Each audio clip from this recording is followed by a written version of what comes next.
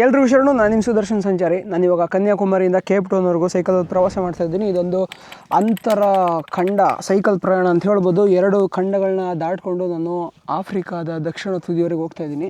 ನನ್ನ ಜೊತೆ ನಮ್ಮ ಭೈರವ ಇದ್ದಾರೆ. ನಿನ್ನೆ ರಾತ್ರಿ ನಾನು ಭೈರವ ಇಲ್ಲಿ ಬಂದುಬಿಟ್ಟು ಸಖತ್ ಇವ್ರಿಗೆಲ್ಲ ಬಿರಿಯಾನಿ ಮಾಡಾಕಿ ಅಲ್ಲಿ ನನಗೆ ಉಳ್ಕೊಳ್ಳೋಕೆ ರೂಮ್ ವ್ಯವಸ್ಥೆ ಮಾಡಿದ್ರು. ಎಲ್ಲ ಉಳ್ಕೊಂಡಿದ್ವಿ. ಬೆಳಗ್ಗೆ ಮತ್ತೆ ಇಲ್ಲಿಗೆ ಬಂದಿದ್ದೀವಿ. ಅಂದಾಗೆ ನಾವಿವಾಗ ಗುಜರಾತ್ನ ಕಚ್ಚಲ್ಲಿದ್ದೀವಿ. ಕಚ್ಚಲ್ಲಿ ಒಂದು ಸ್ಥಳ ಇದೆ. ಆ ಸ್ಥಳದ ಹೆಸರು ಕಡಿಯಾ ಧ್ರುವ್ ಅಂತ. ಕಡಿಯಾ ಧ್ರುವ್ ಅಂತ ಏನಕ್ಕೆ ಕರೀತಾರೆ, ಕಡಿಯಾ ಧ್ರುವ್ ಹೆಂಗಿದೆ, ಏನಕ್ಕಿದೆ ಅಂತೆಲ್ಲ ನಾನು ನಿಮಗೆ ಹೇಳ್ತೀನಿ. ಜೊತೆಗೆ ಇಲ್ಲಿ ಇದು ಗುಜರಾತ್ನ ಏಕೈಕ ರಿವರ್ ಕ್ಯಾನಿಯನ್ ಅಂತ ಹೇಳ್ಬೋದು. ಈ ಥರದ್ದೊಂದು ರಿವರ್ ಕ್ಯಾನಿಯನ್ ಗುಜರಾತಲ್ಲಿ ನಮಗೆ ಮತ್ತೆಲ್ಲ ನೋಡೋದಕ್ಕೆ ಸಿಗೋಲ್ಲ. ಎಲ್ಲ ಫುಲ್ಲು ಅದು ನದಿ ಕೊರೆದಿರೋ ಹೊಡೆತಕ್ಕೆ ಗ್ರಾನೈಟ್ ಎಲ್ಲ ಕೊರ್ಕೊಂಬಿಟ್ಟಿದೆ. ಆ ಥರ ಇರುತ್ತೆ, ಸೂಪರಾಗಿರುತ್ತೆ. ಹಾಂ, ನನಗೆ ಅವ್ರ ಮನೆಯಿಂದನೇ ಊಟ ಬಂದಿದೆ. ಇಲ್ಲಿ ಊಟಕ್ಕೆ ಮಜ್ಜಿಗೆ ಇಲ್ಲದೆ ಊಟ ಮಾಡಲ್ಲ. ನಾನು ನಿಮಗೆ ಹೇಳಿದ್ದೀನಿ ಮೊದಲೇ. ಇದು ಮಜ್ಜಿಗೆ, ಇದು ಏನಾದ್ರು ಪಲ್ಯ ಇರುತ್ತೆ ಮತ್ತು ರೊಟ್ಟಿ ಇರುತ್ತೆ. ಈ ಕಂಪಲ್ಸರಿ ಸಜ್ಜೆ ರೊಟ್ಟಿ ತಿಂತಾರೆ ಇವರು. ಸಜ್ಜೆ ರೊಟ್ಟಿ ಇಲ್ಲದೆ ಇವರು ಊಟನೇ ಮಾಡಲ್ಲ.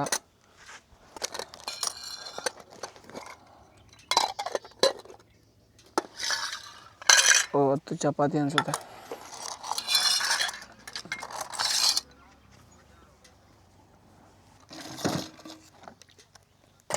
ಇದು ಚಿತ್ರಾನ್ನದ ಹುಳಿ ಇದ್ದಂಗಿದೆ.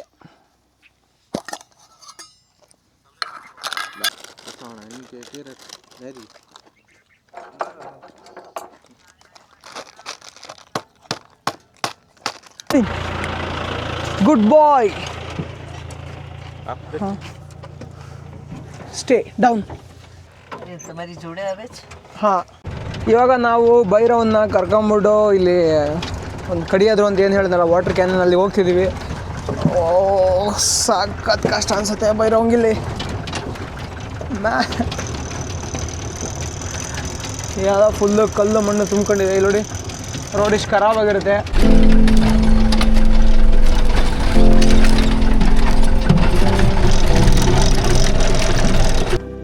ನೋಡಿ, ನಾವು ಇವಾಗ ಕಡಿಯಾದ್ರೋಗಿ ಬಂದಿದ್ದೀವಿ.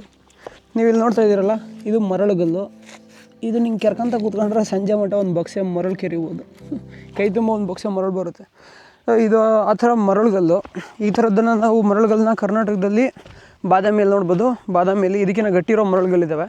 ಇಲ್ಲೇ ಸ್ವಲ್ಪ ಮರಳುಗಲ್ಲು ಅಷ್ಟೊಂದು ಸರಿ ಇಲ್ಲ. ಸರಿ ಇಲ್ಲ ಅಂದರೆ ಇವು ಬೇಗ ಕರಗೋಗುವಂಥ ಮರಳುಗಲ್ಲು. ಇಲ್ಲಿ ಒಂದು ನದಿ ಹರಿಯುತ್ತೆ. ಈ ನದಿ ಏನಂತಂದರೆ ಸಾವಿರಾರು ವರ್ಷಗಳಿಂದ ಹರಿದು ಈ ಥರ ಕೊರೆತವನ್ನು ಉಂಟು ಮಾಡಿದೆ. ಇಲ್ಲಿ ಕೊರೆತವನ್ನು ಉಂಟು ಮಾಡಿರೋದಕ್ಕೆ ಇಲ್ಲಿ ವಾಟರ್ದು ಡಿಫ್ರೆಂಟ್ ಲೇಯರ್ಸ್ ಎಲ್ಲ ಇದೆ.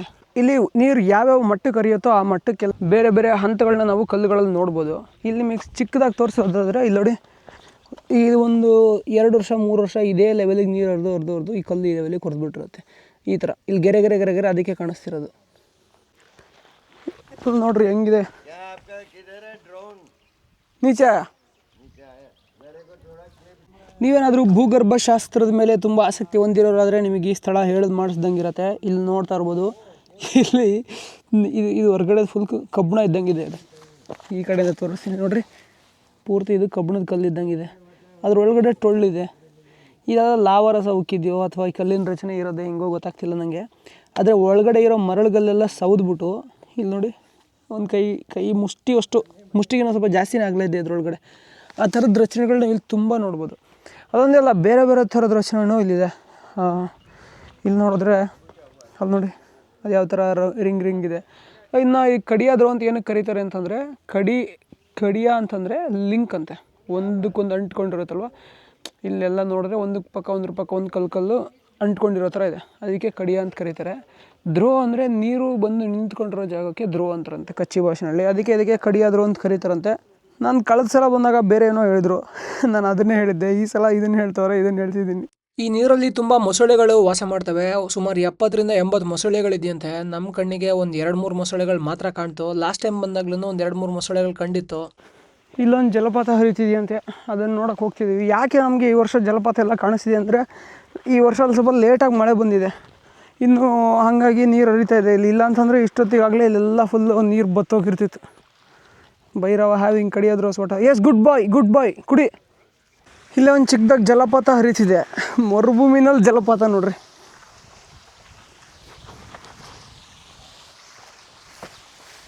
ಓ ಸಖತ್ತಾಗಿದೆ. ಇಲ್ಲಿ ಈಜು ಹೊಡಿಯೋಕ್ಕೆಲ್ಲ ಇದ್ದಂಗಿದೆ ವ್ಯವಸ್ಥೆ.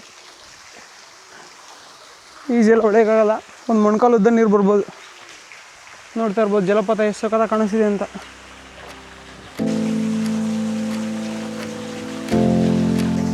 ವೇಟ್ ಸ್ಟೇ ಇದೆ. ಹಾಂ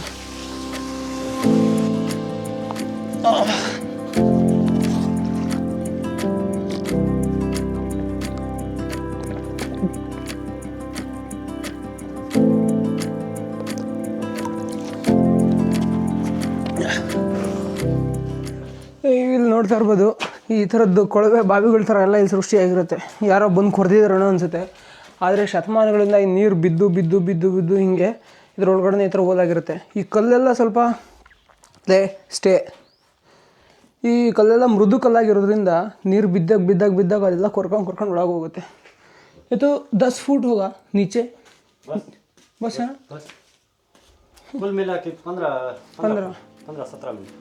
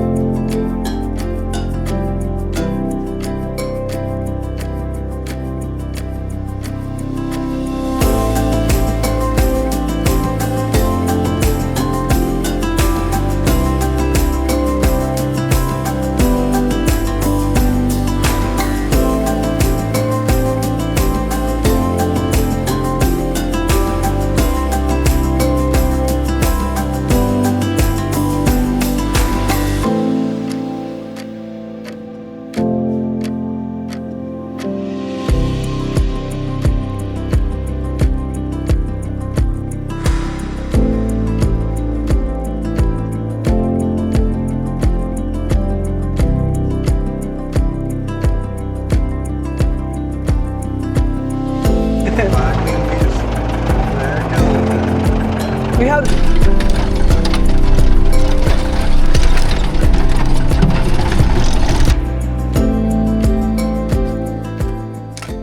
ಇವಾಗ ಇಲ್ಲಿಂದ ಮುಂದೆ ಹೊರಡ್ತಿದ್ದೀನಿ. ಮಸ್ತ್ ಮಜಾ ಬಂತು. ಇವಾಗ ಇಲ್ಲಿವರೆಗೂ ಅವ್ರಿಗೆ 3 ಸಲ ಬಾಯಿ ಹೇಳಿದ್ದೀನಿ. ವೀಡಿಯೋಗೋಸ್ಕರ ಇನ್ನೊಂದ್ಸಲ ಶೇಕ್ ಹ್ಯಾಂಡ್ ಕೊಟ್ಟೆ ನಾನು. ಬೈರವ ಮಲ್ಕೊಂಡಿದ್ದೇನೆ. ಇಲ್ಲಿಂದ ಮುಂದೆ ನೀರೋಣ ಅಂತ ಒಂದು ಊರು ಬರುತ್ತೆ, ಅಲ್ಲಿವರೆಗೂ ಹೋಗಿ ಅಲ್ಲಿಂದ माथाना मठ कड़े होगಬೇಕು. दादा मिलते हैं. ठीक है. मेरे शादी पे बुलाते हैं आना. ठीक है. सच में आना. सच में. हाँ. मालिक मदद करेगा. कानू का नंबर है ना आपके पास? सब है, नंबर है, सब है. ये नंबर तो इंस्टाग्राम तो परमानेंट है ना? हाँ. वो तो नंबर आ जाएगा इंस्टाग्राम में तो. नहीं नंबर नहीं आ जाएगा, इंस्टाग्राम पे कॉल करते तो मैं उठाते. ठीक है. मिलेगा. Bye bye. Thank you. हाँ.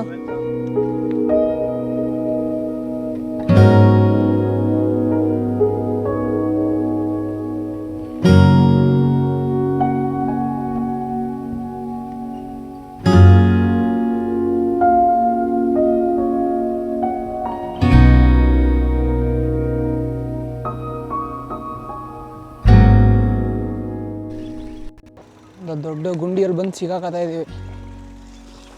ಏನು ಮರ ಸಾವು ಇದು, ಎಲ್ಲೋಗಿ ಸಿಗಾಕತ್ತೀನೋ ಗೊತ್ತಿಲ್ಲ.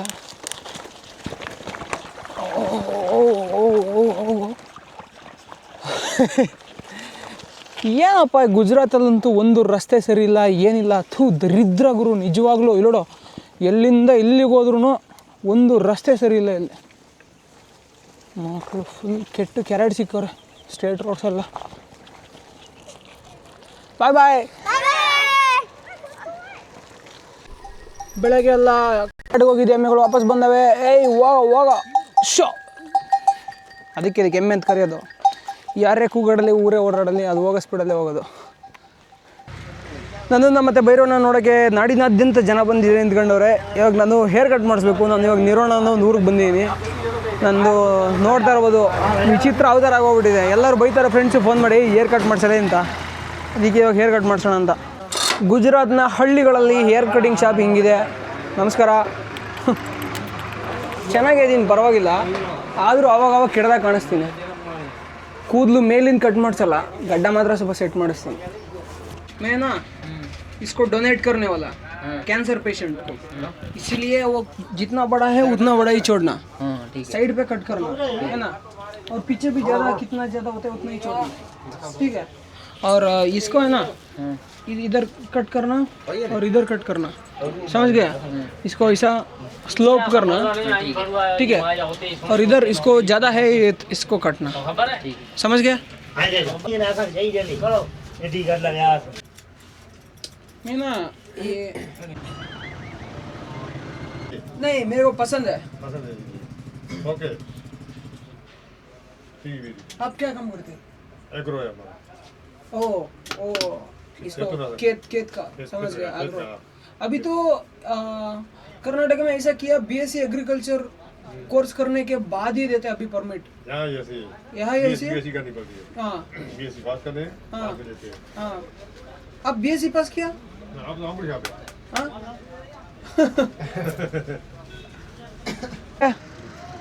ಬಾಯ್ ಬಾಯ್. ಪ್ರತಿ ಸಲ ನನಗೆ ಹೇರ್ ಕಟ್ ಮಾಡೋರು ಗಣಪತಿ ಮಾಡ್ರಪ್ಪ ಅಂದರೆ ಅವ್ರ ಅಪ್ಪನ ಮಾಡಿರ್ತಾರೆ. ಇಲ್ಲಿ ಮಟ್ಟ ಒಂದು ಸಲ ಒಂದೇ ಒಂದು ಸಲ ತೀರ್ಥಹಳ್ಳಿನಲ್ಲಿ ಕಟಿಂಗ್ ಮಾಡಿಸಿದಾಗ ಮಾತ್ರ ನನಗೆ ಸ್ಯಾಟಿಸ್ಫ್ಯಾಕ್ಷನ್ ಇತ್ತು. ಸಖತ್ತಾಗಿ ಮಾಡಿದ. ಅದು ಬಿಟ್ಟರೆ ವಿಯೆಟ್ನಾಮಲ್ಲಿ ಸಖತ್ತಾಗಿ ಮಾಡಿದ. ಅದು ಬಿಟ್ಟರೆ ಎಲ್ಲ ಕಡೆ ಗಣಪತಿ ಅಪ್ಪನ್ನೇ ಮಾಡೋರೆ. ನೋಡೋಣ ಮುಂದೆ ಯಾವತ್ತಾರು ಒಂದು ದಿವಸ ಚೆನ್ನಾಗಿ ಮಾಡಿಸ್ತೀನಿ.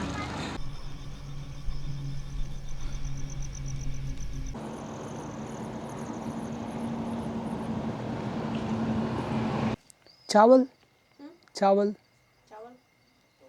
राइस है नहीं है. ओ अंडा नहीं है. गाँव में मिलेगा. ठीक है, थैंक यू. ಸಖತ್ ಕತ್ಲಾಗಿದೆ. ಬೈರೋಂಗೆ ಮೊಟ್ಟೆ ಸಿಗ್ತಾಯಿಲ್ಲ ತಿನ್ಸೋಕ್ಕೆ, ಮೊಸರು ಸಿಗ್ತಾಯಿಲ್ಲ, ಅನ್ನನೂ ಸಿಗ್ತಾಯಿಲ್ಲ. ಇಲ್ಲಿ ಅಂಗಡಿ ಯಾವ ಕಡೆ ಇದೆ ಅದು ಗೊತ್ತಾಗ್ತಿಲ್ಲ. ನೋಡ್ರಿ ಇಲ್ಲಿ ನಾಯಿಗಳು ನೋಡಿ ಕೊಯ್ ಕೊಯ್ ಅಂತವನೆ.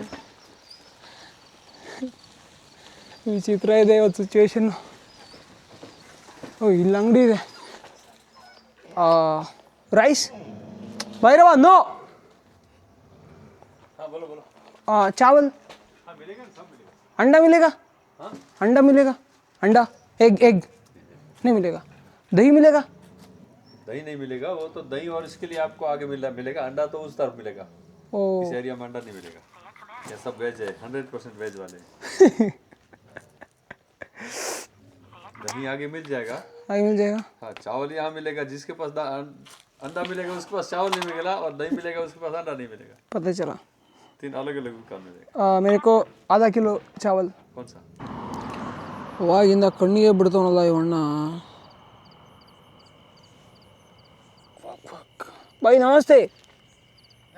नमस्ते भाई, मेरा नाम है सुदर्शन. मैं आया कन्याकुमारी से. क्या? मैं आया कन्याकुमारी से. ना मैं साइकिल पे टूर करता है ना. अभी आज रात इधर टेंट लगा के रुक सकते. इधर कहीं पे भी टेंट लगा के रुकते, सुबह निकल जाता है. ये तो पूछना पड़ेगा वो. ठीक है थोड़ा पूछ लीजिए. और मेरे साथ एक कुत्ता है, वो भी मेरे साथ सोएगा. वो उसको पूरा ट्रेनिंग दिया है ना. उसका नाम है भैरवा, मेरा नाम है सुदर्शन. इधर किधर भी जगह नहीं मिल रहा है.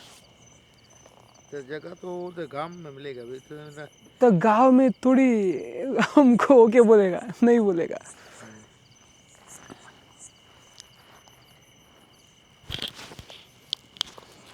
ला भैरवा कम हियर फास्ट.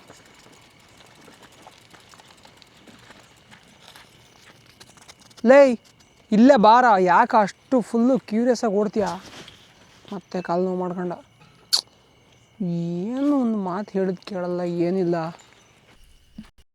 ಇಲ್ಲಿ ನೀವು ಸುತ್ತ ನೋಡ್ತಾ ಇದ್ದೀರಲ್ಲ, ಎಲ್ಲ ಇದನ್ನು ಮಾಡ್ತಾರಲ್ಲ, ಫ್ಯಾನ್ಗಳು ಇರ್ತಾವಲ್ಲ, ವಿಂಡ್ ಮಿಲ್ಲು. ಆ ವಿಂಡ್ ಮಿಲ್ಗೆ ಬಳಕೆ ಮಾಡುವಂತಹ ಎಲೆಕ್ಟ್ರಿಕ್ ಉಪಕರಣಗಳನ್ನ ಇಟ್ಟವ್ರೆ. ಅಲ್ಲಿ ಇಬ್ಬರು ಸೆಕ್ಯೂರಿಟಿ ಕೆಲಸ ಮಾಡೋರು ಇದ್ದಾರೆ. ಅವರು ಪಾಪ ನಾನು ಮಾತಾಡೋ ಮೇರಾ ಭಾಷಾ ಬೋಲ್ರೆ ವಿಡಿಯೋ ಕರ್ನೆ. ಇಲ್ಲಿಬ್ಬರು ಇದ್ದಾರೆ ಕಾಯ್ಕೊಳ್ಳೋಕ್ಕೆ. ಅವರು ನಮಗೆ ಓಕೆ ಮಾಡೋರೆ. ನಾವು ಇವತ್ತಿಲ್ಲೇ ಮಲ್ಕೋತಾ ಇದ್ದೀವಿ. ಭೈರವಂಗೋಸ್ಕರ ಅನ್ನ ಮಾಡ್ತಿದ್ದೀನಿ. ಮಿಕ್ಕಿದ ಐಟಮ್ ಎಲ್ಲ ಭೈರವಂಗೆ ರೆಡಿ ಇದೆ ಊಟಕ್ಕೆ ಹಾಕೋಕ್ಕೆ. ಇದನ್ನು ಊಟಕ್ಕೆ ಹಾಕ್ಬಿಟ್ಟು ಅವನಿಗೆ ಇವತ್ತು ಮಲಗಿಸ್ಬಿಟ್ರೆ ಮಿಕ್ಕಿದ ನಾಳೆಗಾಗುತ್ತೆ. ಮೊದಲನೇದಾಗಿ ಎಲ್ರಿಗೂ ಮಕರ ಸಂಕ್ರಾಂತಿ ಹಬ್ಬದ ಶುಭಾಶಯಗಳು. ಮೊನ್ನೆ ಒಂದೊಂದು ವಿಡಿಯೋಗೆ ಕಮೆಂಟ್ ಹಾಕಿದ್ರು, ಬ್ರೋ ನಿಮ್ಮ ವಿಡಿಯೋಸ್ ಎಲ್ಲ ಡಿಸ್ಕವರಿ ಚಾನಲ್ ಬರುವಂತಹ ಡಾಕ್ಯುಮೆಂಟ್ರಿ ಥರ ಇದೆ, ಸೂಪರ್ ಆಗಿದೆ ಅಂತ. Thank you so much. ಇದೇ ಥರ ನನಗೆ ಸಪೋರ್ಟ್ ಮಾಡ್ತಾ ಇರಿ. ನಾನು ಇನ್ನೂ ಈ ವಿಡಿಯೋ ಹೇಗಿತ್ತು ಅನ್ನೋದ್ರ ಕುರಿತು ಕೆಳಗಡೆ ನಿಮ್ಮ ಕಮೆಂಟನ್ನು ಬರೆದು ನಿಮ್ಮ ಅಭಿಪ್ರಾಯವನ್ನು ತಿಳಿಸಿ. ಎಲ್ರಿಗೂ ಒಳ್ಳೆಯದಾಗಲಿ. ಜೈ ಕರ್ನಾಟಕ ಮಾತೆ.